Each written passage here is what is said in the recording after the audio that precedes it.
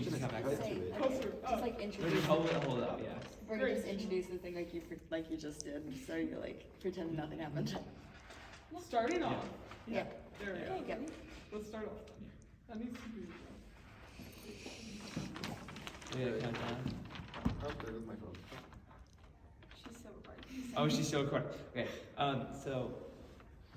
So after COVID, we saw a large decrease in the perception of harm surrounding drugs, especially with marijuana after it was decriminalized, which is frankly just really bad that we are seeing these things be marketed more towards kids in more accessible forms, so it is easily accessible. And that also is continued with vape products, where they are being marketed a lot towards the youth.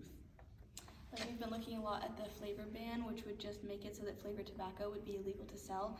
This is really important because a lot of vaping and tobacco products are marketed towards kids with bright colors and like dessert flavors.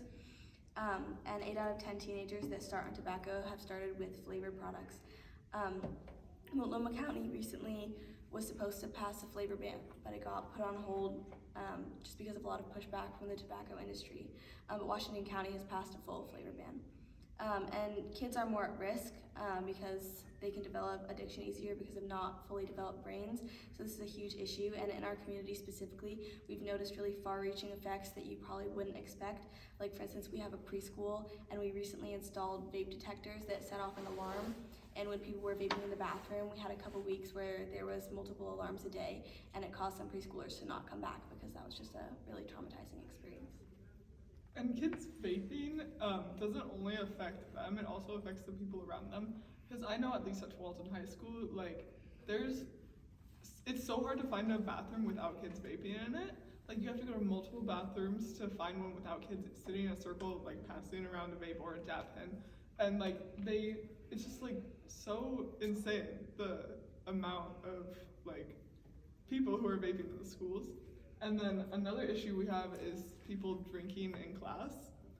They bring alcohol into school in hydro flasks and like water bottles and Stanley cups, and they're just drinking and getting drunk in class. Building off of that, we've noticed that there's like a normalization of just alcohol in general. So like a lot of parents will be like letting their kids have alcohol for like parties or 18th birthdays or just like special events. And that kind of just leads into that like normalization. And if it's like a 18th birthday party, for example, like a lot of like other kids will be there because it's like a big special event, and then that leads to like peer pressure and then like a destigmatization of alcohol. And then again, just it's being more normalized. And it's really just like a snowball effect of like these kids are like giving it to other kids because they got it from their parents, and then it kind of creates this like widespread problem.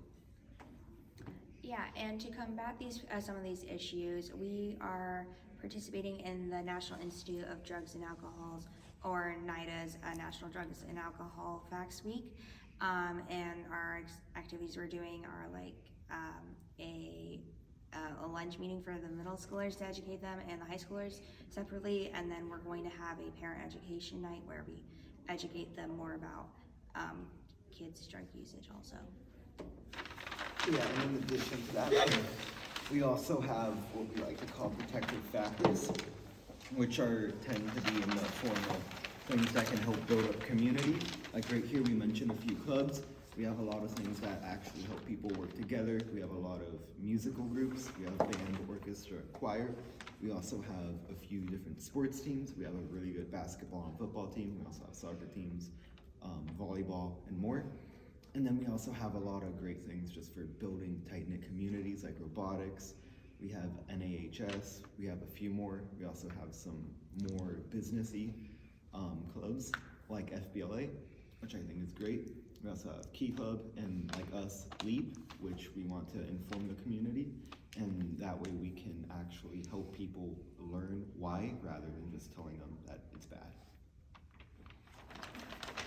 Thank you. My own too. But Got it.